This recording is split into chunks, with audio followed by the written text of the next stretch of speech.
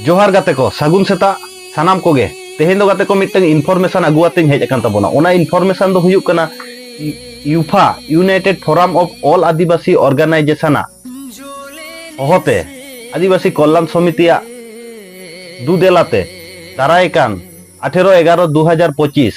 बाकुला रिया तामली बांध bus stand रे mitten Marang गण विक्षोभ रिया सच सापड़ा हुई कना नोआ वीडियो दो खास करते सानाम आबोरिन खेरवाल बयहा सानाम आदिवासी गाताक रिन मानमी को ठेज निये बार्ता गे एम हुयुक कना नोआ गण सम्मेलन रे जस्ती को जस्ती होड़ जाते सेटर काते आबो नोआ ऐतिहासिक गण सम्मेलन जाते सार को सागुन को सानाम होड़ कोते गोम चिंताया कारण नितो आबो चिंता रिया कारण चेदा हुई कना चिंता रिया कारण दो नोआ गे गाते को आबो बो नेलिया नितो आदिवासी चेत अवस्था रे मेना कोआ से आबो पश्चिम बांगला रे अवस्था नेल ताबन पे से भारत दिसम रे गे नेल ताबन पे इना भावेते आबो बन वंचित कना ओना रे विरोध तेगे मूलत 5-6टी एजेंडा ओना दो हुयुक कना नितो जहां ज्वलंत इस्यू नेलोक कना झारखंड उड़ीसा बेंगल रे जे क्षत्रिय कुर्मी नुकु हो एसटी रिया स्टेटस को दाबीया मेनखाय ओना दो असंवैधानिक झोतो जायगा रे high court supreme court reject तकवा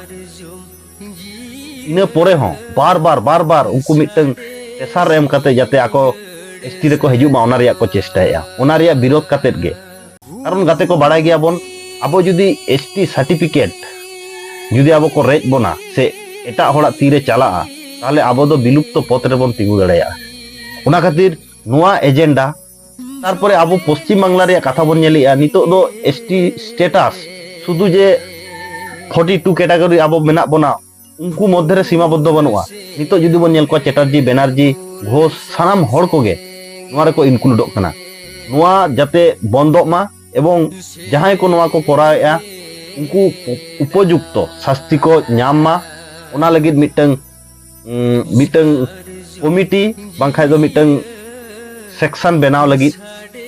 तारपरे आबो नेले आबो नितो आबो मैक्सिमम आदिवासी हड़ जे हॉस्टेल रे ताहे काते बोन पढ़ा मेनखा ओना हॉस्टेल हो बंदोग कना इना तायम जहां आबो नितो तिरला हपन चेता रे नाहाचार चलाक कना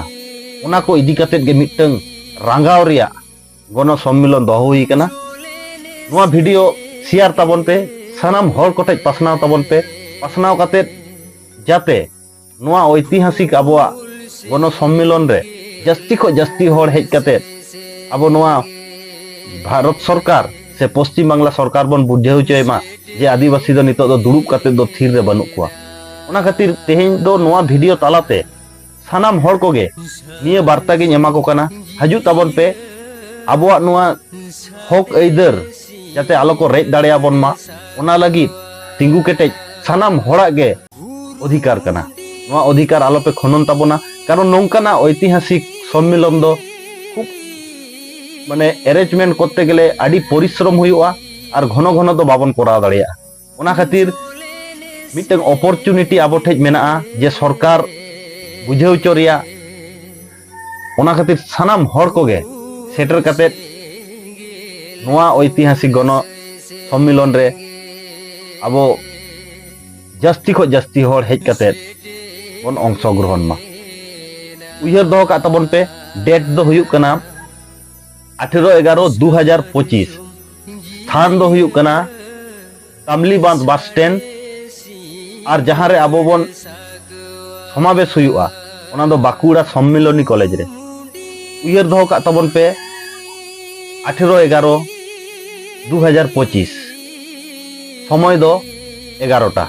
मा एनखान सानाम कोगे आर मिद दाव जोहार न्यापाम कना बोन बाकुड़ा सम्मेलनी कॉलेज मैदान रे जोहार